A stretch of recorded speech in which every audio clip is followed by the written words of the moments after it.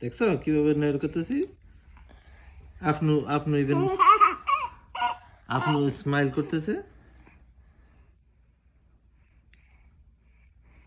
আপনি আমার চামড়া উঠাই ফেলছে আজকে তো ইয়া করে, জানো? হি রিমুভ মাই স্কিন, লুক ইয়ে করে দিছে আমার, দেখছো? তারপর because his nail is so sharp. Give me five. Okay, তারপর এটা দেখি।